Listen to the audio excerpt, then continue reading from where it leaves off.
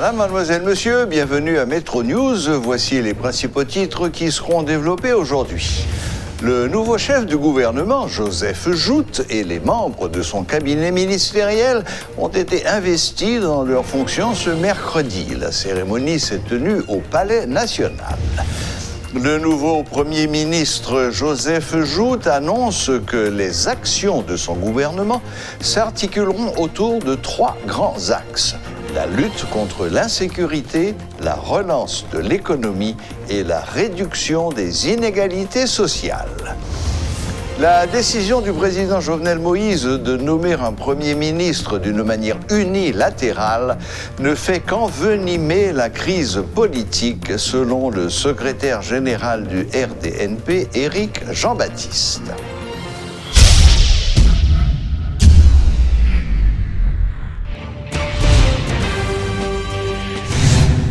Le président de la République, Jovenel Moïse, a procédé ce mercredi à l'investiture du nouveau chef du gouvernement, Joseph Joute, et des membres de son cabinet ministériel. La cérémonie s'est déroulée au Palais national en présence des membres du cabinet du président de la République, de Jean-Michel Lapin, ancien Premier ministre haï, de sénateurs, de membres du haut état-major de la police nationale d'Haïti et de l'armée d'Haïti, de représentants du corps diplomatique et consulaire et de hauts dignitaires de la fonction publique. Dans son discours de circonstance, le président Jovenel Moïse a rappelé au nouveau Premier ministre l'ensemble des défis qu'il doit relever. Le chef de l'État dit miser sur l'expérience de M. Joute dans l'administration publique et de ses expertises qui font de lui une personne de référence. Dernier événement qui s'est passé, pas qu'à quitter nous indifférents. Nous avons un pile gros défi pour nous lever, PM. Situation actuelle là, l'imandé pour les gens qui appelé pour diriger le pays, il faut intègre. Intégrité ça, vous devez gagner. C'est un gros bagage que nous avons besoin pour bonne marche pays. Moi, salue la participation et perspicacité. Dévouement qu'on met dehors, qui fait que jeudi, mercredi 4 mars, dans 48 heures, nous montons le gouvernement avec un consensus politique minimal qui permet nous un gouvernement mosaïque et qui est capable d'engager réforme qui garantit stabilité et progrès pour toute femme et garçon dans le pays d'Haïti.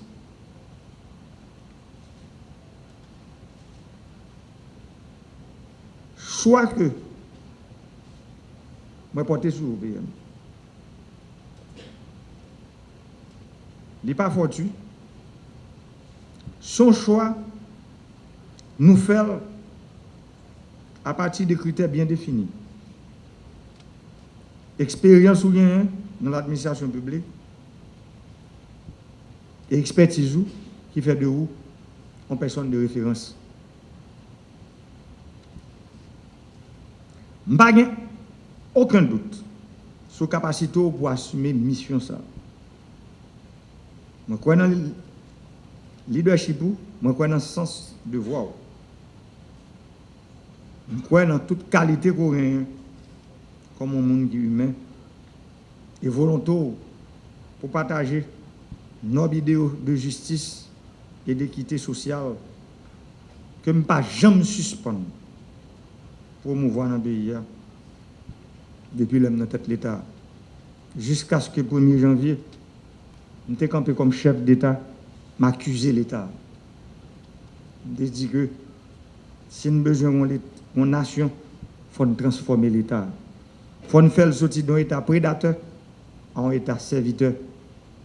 Et si nous continuons sur la même route, ça,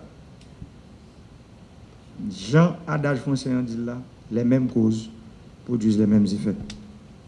Nous n'avons rien qui n'a jamais changé. C'est pour nous prendre courage, nous aujourd'hui, pour nous dire, pour la génération présente, qu'on ait un président qui est campé et qui décide de tout pour aller dans la route réforme avec la génération aujourd'hui. Moi, je crois que Wapka mettons dans la hauteur espérance peuple là. Parce que ça me plaît pour qu'on ait, Monsieur le Premier ministre, président allait dans la campagne. Mais la loi dit comment promesse doit implémenter. Ça veut dire que c'est dans mon yoye avec le gouvernement. Ça. Sans que je ne pas faire peur. Mais ça me dit que c'est grave. Et nous n'avons pas de temps. Parce que le peuple a souffert. Le peuple a grand goût. Il a besoin de sécurité. Il a qui pide. Et pourtant, c'est vous-même qui êtes le premier policier dans le pays. Parce que c'est chef CSPN. Ça veut dire faut ou mettre au travail rapidement parce que le peuple attend une solution rapide et efficace. Besoin, nous aujourd'hui, nous avons besoin de monde, nous voulons parler des femmes et des hommes, soldats, qui peuvent partir au combat, qui peuvent faire la guerre contre la faim, l'insécurité et le chômage. Des hommes et des femmes qui peuvent goumer en pile contre contrebande, fraude et évasion fiscale, contre surfacturation, contre corruption et injustice sociale. C'est le monde qui a besoin. Et je connais où c'est yon nan. Et j'en ai dit, ministre, vous parlez de prouver capacité, le résultat que vous parlez de. J'en ai dit, moi-même, l'homme t'a pour investiture comme président, je ne suis pas venu président pour me servir tête, ni pour m'enrichir tête. Je suis venu président pour me servir peuple. Je suis venu président pour me goumer, pour me mettre pied par main, pour me transformer l'État prédateur en l'État serviteur. Je dis à Wall Power PM, à tout gouvernement, c'est bataille pour nous faire l'État ça, vis-à-vis du peuple pour bon vous. De son côté, le Premier ministre a précisé que les actions de son gouvernement s'articuleront autour de 3 grands axes majeurs: le rétablissement d'un climat sécuritaire, la réduction des inégalités sociales et la relance de l'économie. Il annonce que des mesures concrètes seront adoptées dans des secteurs comme l'alimentation, la santé et l'éducation. Haïti est un pays où tout est urgent. Tout devrait être une priorité. Néanmoins, compte tenu de nos moyens limités, je voudrais insister sur 3 éléments qui vont constituer les piliers de l'action de mon gouvernement. En premier lieu, le rétablissement du climat sécuritaire est essentiel à la stabilité de la nation. Pour poursuivre des activités régulières de la population et redonner confiance aux investisseurs qui nous attendent. Ainsi donc, le combat est déjà initié par le gouvernement sortant contre l'insécurité sera maintenu, poursuivi et renforcé. Pour améliorer la capacité d'intervention des forces de l'ordre, mon gouvernement poursuivra avec la formation des agents, la dotation des équipements et matériels de sécurité, et nous mettrons des efforts substantiels, j'ai bien dit substantiels, sur l'anticipation et la prévention, en améliorant la recherche et la gestion de l'information. Il nous faudra également prendre des mesures concrètes pour remonter le moral des agents de la police nationale et des forces armées. Le deuxième axe prioritaire de l'action gouvernementale sera la réduction des inégalités sociales. Nous devons donc venir en aide aux plus vulnérables par des mesures concrètes. Celles-ci passeront par la mise en place d'un filet de sécurité sociale en matière d'alimentation, mais également un meilleur accès aux soins de santé et une éducation de qualité. Yo pas peur utiliser force, courage, imagination, créativité, mais nous-mêmes, grand monde, faut oublier hing-hang avec division, cap fin casser pays pour l'espoir qu'a commencé bougeonner pour nous capables de construire des mains meilleures à un avenir plus solide. Le dernier axe prioritaire, c'est la relance de l'économie, garante de création d'emplois durables passe obligatoirement et notamment par une bonne gouvernance dépouillée de tout favoritisme, avec comme boussole le respect des compétences basé sur l'éthique et une gestion publique responsable. Leader politique, yo toutes ces amis. Que on a opposition, qui ont dans le pouvoir. Mandez-nous mon trêve. Parlez des autres dans le pays encore, monsieur. Je dis nous ça plusieurs fois déjà. Je ne pas citer non. Et nous mettons en opposition, que ce soit radical ou modéré, c'est un mime nous. Pas contre trahir un mime, mais bon la paix.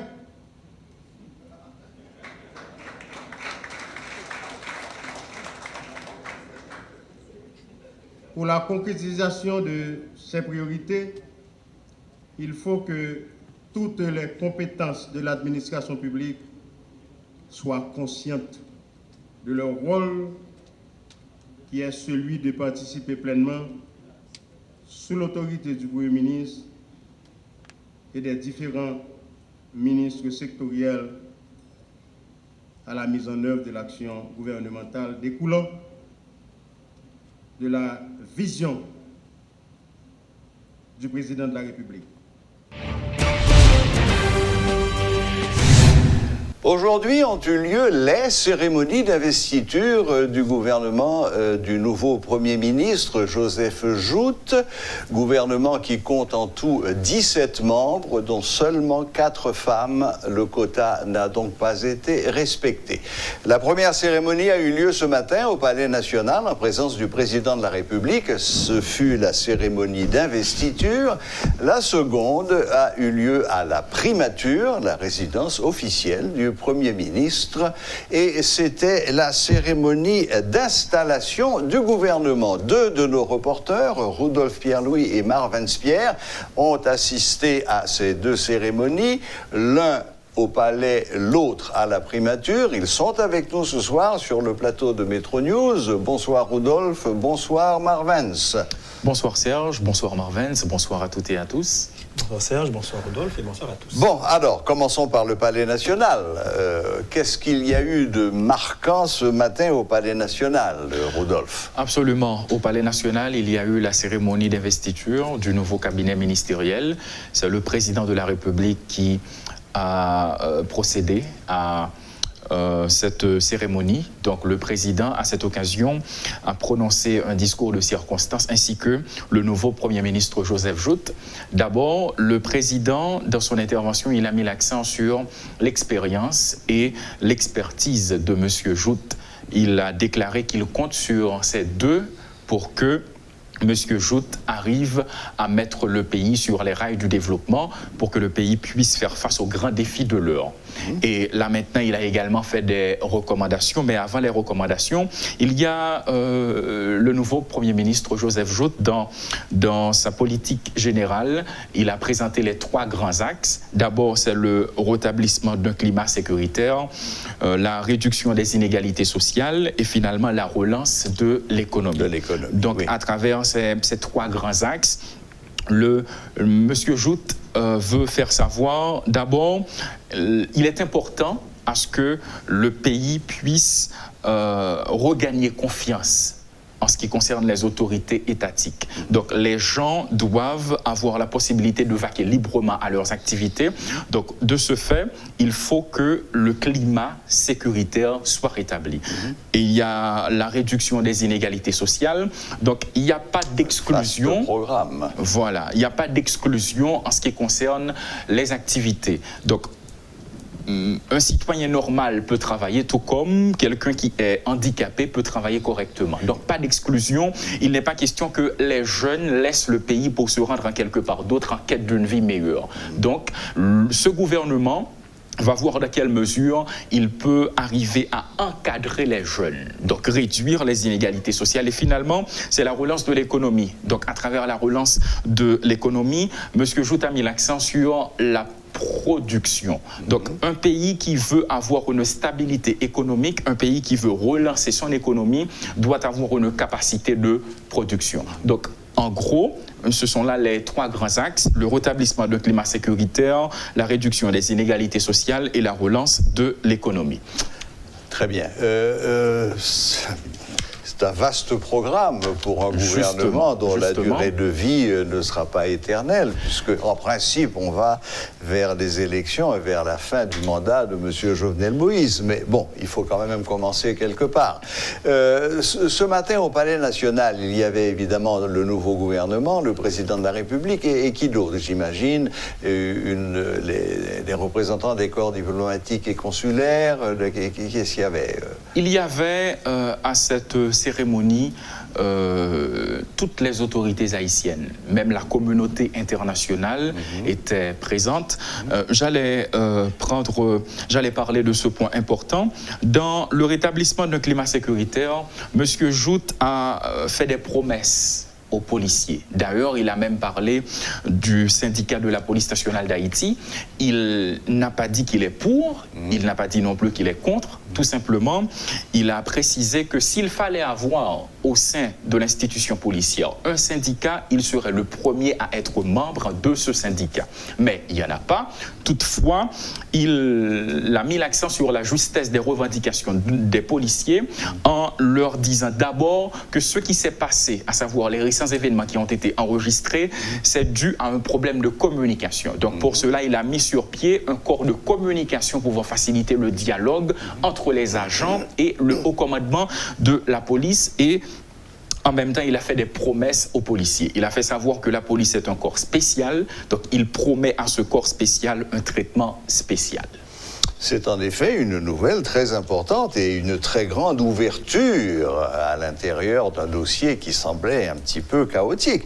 Bien, merci Rudolf de ces précisions. Passons maintenant à la primature. C'était cet après-midi. Marvens, donc en fait, qu'est-ce qu'il y a comme différence fondamentale entre ce matin et cet après-midi? Bon, on a dit rapidement, investiture d'un côté, installation du gouvernement de l'autre. Ça signifie que cet après-midi, le gouvernement sortant était présent et donc le gouvernement présent, ils se sont félicités mutuellement, etc.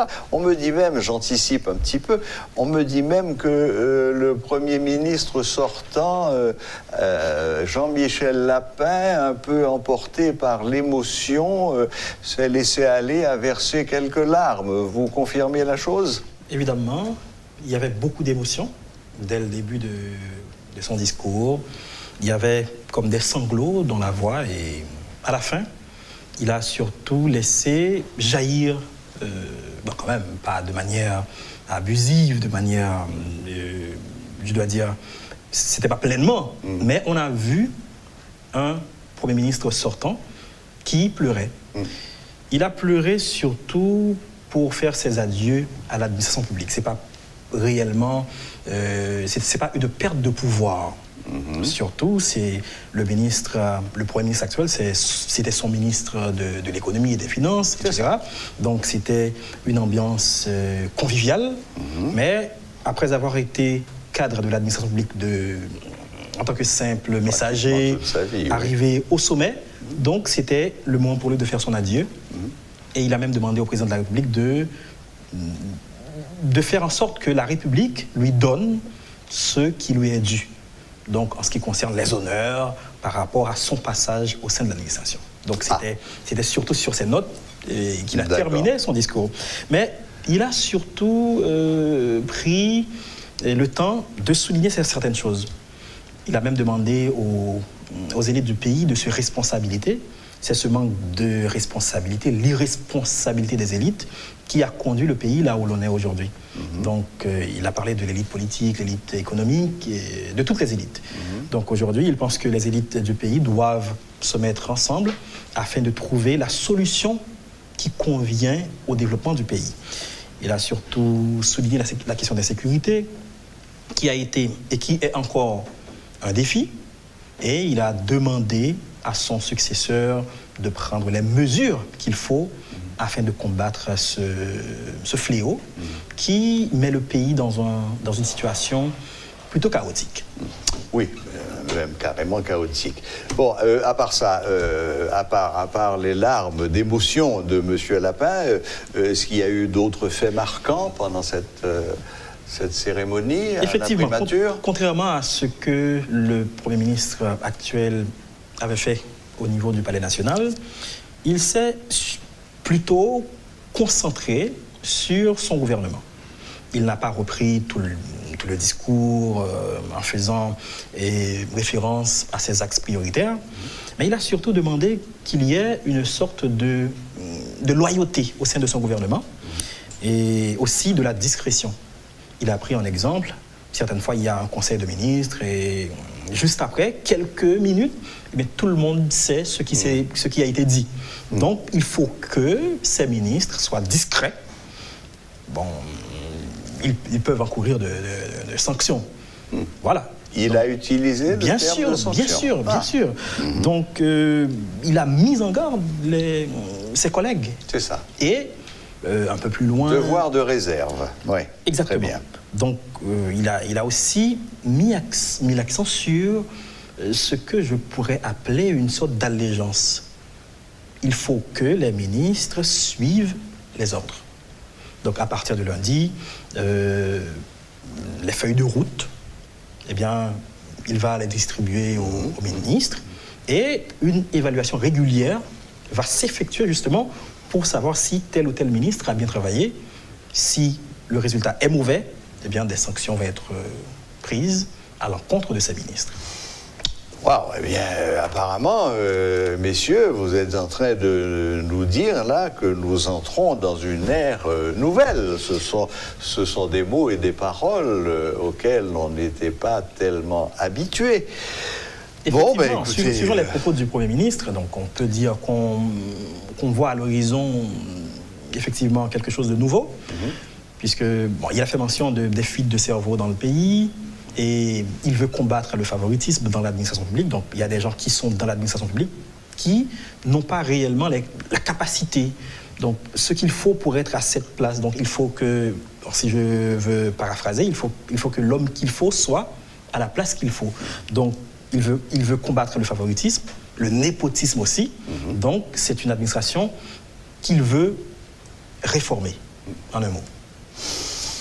Bon, ben écoutez, on va lui souhaiter bon courage à Monsieur Joseph Joute, et j'imagine qu'il va lui en falloir. Oui, absolument, absolument. En parlant de réforme, bien entendu, comme je l'avais dit tout à l'heure, le président de la République, dans son intervention, il a fait des recommandations au Premier ministre. D'abord, c'est de doter le pays d'un nouveau budget. Parce que d'après le président, et ça fait plus de 2 ans que c'est une question de budget reconduit. Là maintenant, il demande au Premier ministre et son gouvernement de travailler d'arrache-pied en vue de doter le pays de nouveau budget, de contrôler les dépenses de l'État, de renforcer le travail de la Commission nationale de désarmement, de permettre aux couches les plus vulnérables de bénéficier réellement des programmes sociaux. Donc là, ce sont là les différentes recommandations que le président de la République a pris le soin d'adresser à l'intention du Premier ministre. Il faut rappeler que le Premier ministre, dans son intervention, surtout à la fin,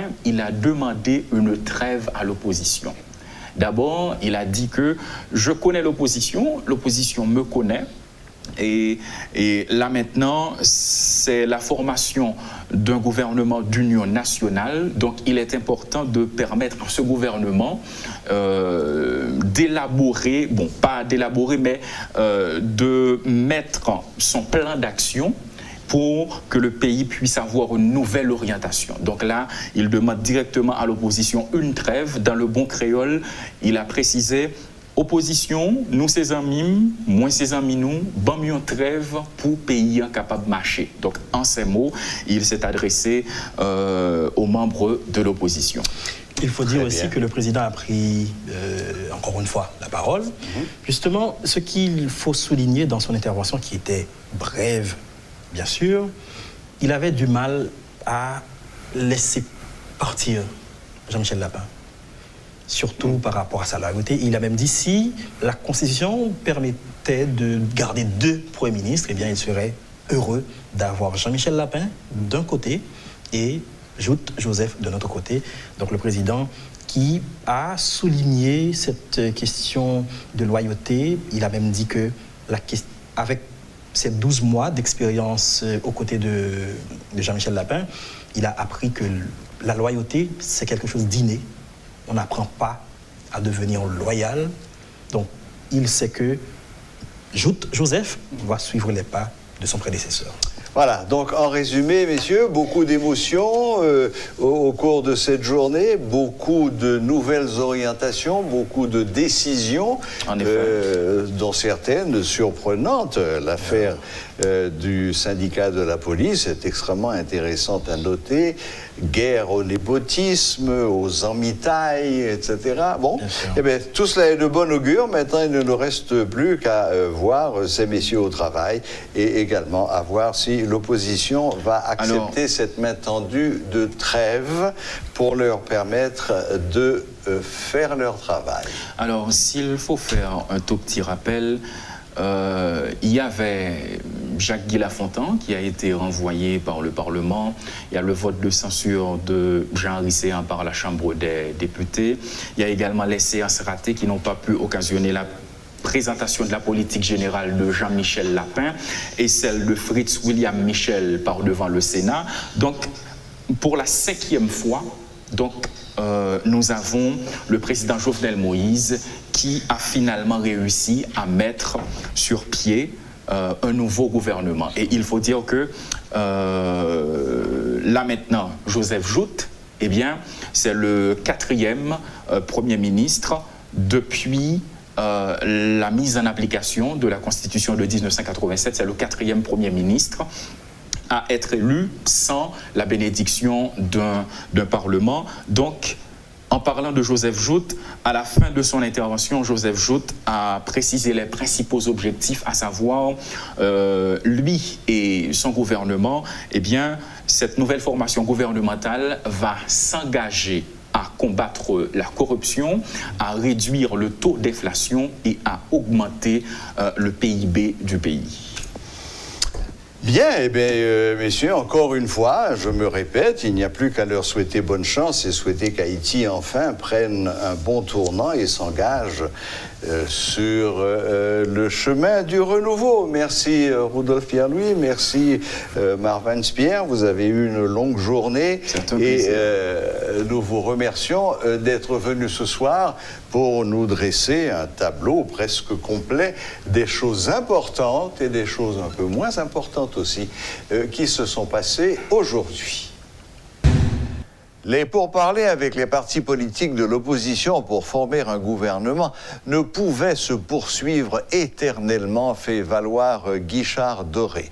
Le conseiller spécial du président de la République explique que le pays doit faire face à des urgences impossibles à gérer avec un gouvernement démissionnaire.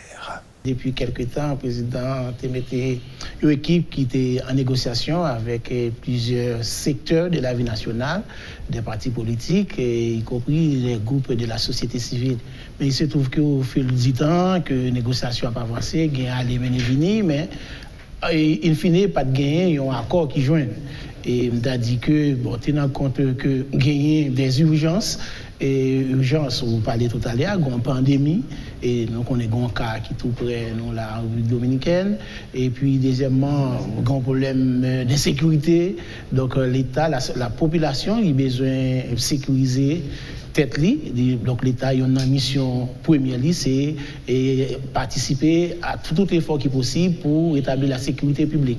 Et donc, tenant compte de tout fonds ça là, et puis tout nos négociations a avancé, et puis il y a des échéances, parce que le président n'est pas là pour tout le temps, il a un temps limité, il faudrait-il que nous mettions toute disposition en place pour que nous puissions gagner, assurer l'ordre démocratique. L'ordre démocratique, il faut dire que nous avons passé en pouvoir avec un autre président qui est élu. Donc, tout tenant compte de tout ça, et tenant compte des urgences en termes d'économie et sociale, donc nous avons été important pour doter le pays en gouvernement. Et puis, nous avons un budget tout, et puis gagner des dépenses non compressibles que l'État doit faire ça au cas où le coronavirus a vraiment attaqué sous-sol. La crise est permanente en Haïti. Et c'est que c'est les bagues en crise que nous disons en situation normale. Alors, la crise est permanente, nous avons des crises, une crise structurelle, pas des crises conjoncturelles effectivement ici abordées, mais le gouvernement va résoudre tout le problème, attention. Hein. Donc, mais il a agi, probablement d'autres pays ont un budget. Nous passons presque 2 ans là, pas un budget. Et nous gagnons des urgences qui arrivent sous nous, inattendues. Nous gagnons en pandémie à l'échelle mondiale, qui n'a pas de problème, parce qu'il y a 5 continents qui sont attaqués. Donc, Haïti, toute nos populations connaissent compte des situations sanitaires pays est déjà critique avant même problème ça. Donc, on voit que nous n'avons pas arriver dans une situation pour créer un problème humain que nous avons résoudre nous-mêmes. Le président ouvrir Brali pour gagner un dialogue ouvert, mais on pas dialogue de façon permanente. Pour ça, c'est vrai qu'au niveau de la société, il faut travailler de façon permanente au niveau du dialogue, mais pour doter pays en gouvernement, pour résoudre des problèmes concrets, moi, je pense qu'il était urgent pour agir. Le secrétaire général du RDNP, Éric Jean-Baptiste, juge que la décision du président Jovenel Moïse de nommer un Premier ministre d'une manière unilatérale ne fait qu'envenimer les choses. Selon lui, le chef de l'État a abandonné toute idée de réforme. Comme patriotes, nous toujours pensé que le pays a besoin des bonnes décisions. Nous pas étonnés parce que ça fait longtemps depuis que les négociations ont marché et pour 1 an depuis que le pays a pas gagné un gouvernement là-dedans. Nous-mêmes, nous avons souhaité ardemment que le gouvernement était issu d'un accord minimal. C'est ça qui est plus bon, mais malheureusement, ça n'a pas fait. Donc nous prenons acte. Il faut que le pays continue de diriger, il faut que le pays continue de vivre et gagner des défis qui attendent nous. Donc nous-mêmes, nous prenons acte et un bon patriote et nous souhaitons à nouveau gouvernement et à pays à bonne chance. Bonne chance pour qui ça, Wendell? Parce que nous pouvons dire encore, si le gouvernement a échoué, si moun yo nommé a échoué, ce n'est pas eux-mêmes qui ont échoué, c'est le pays qui perd.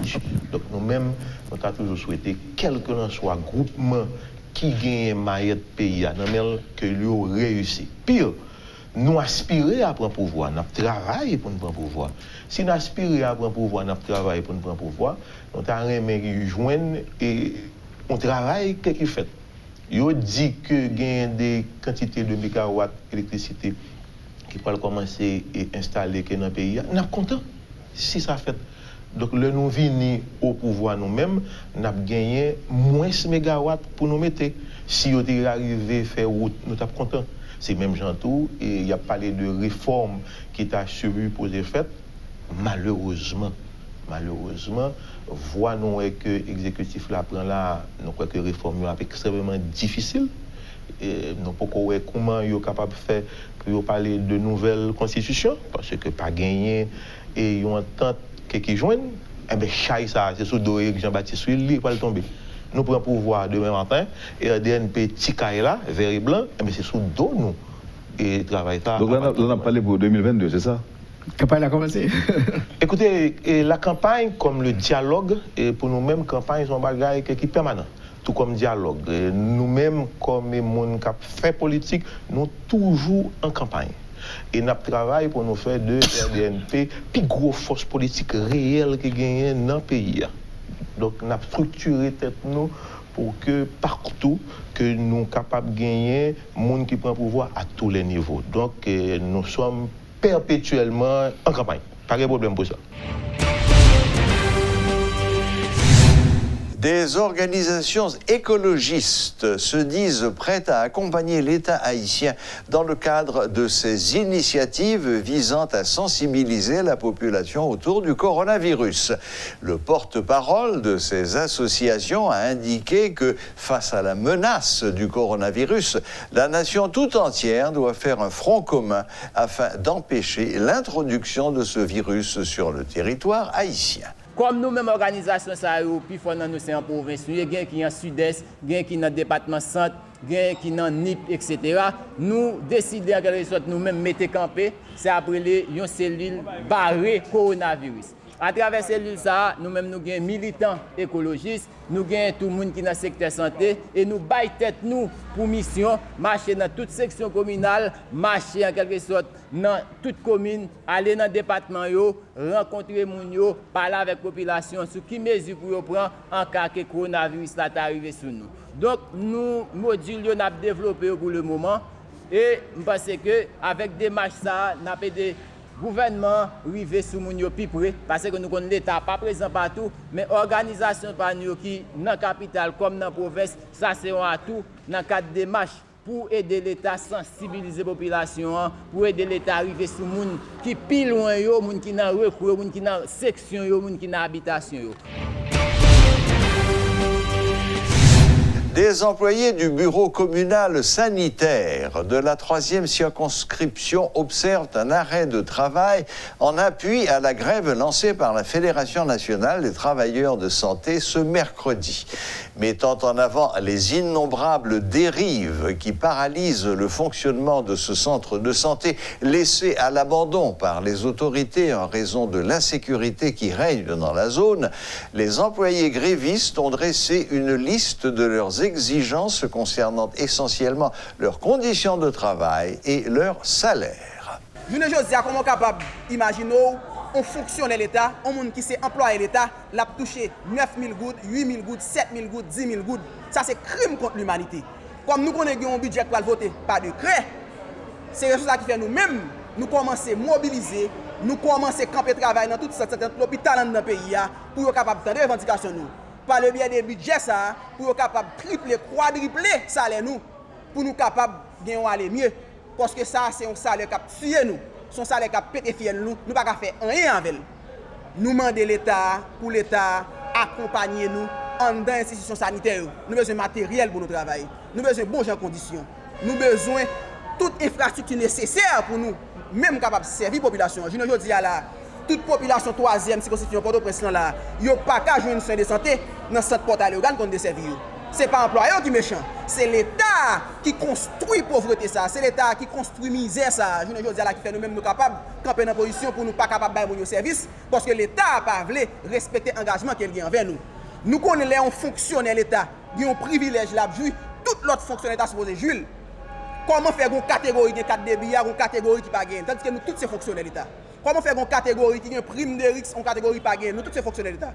Qui fait une catégorie qui gagne on 4 assurance valide nous-mêmes, pipiti yo, nous pas de 4 assurances valides là. Les venons au Fatma, on dit pas qu'à recevoir parce que l'État pas payé, l'État pas respecté les conditions.